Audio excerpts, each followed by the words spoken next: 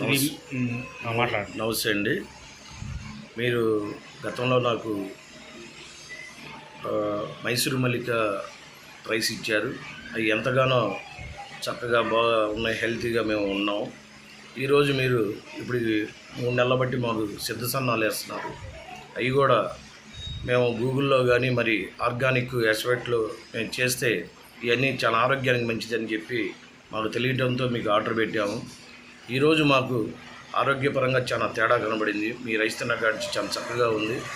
దానికి మేము చాలా సంతోషపడుతున్నాము.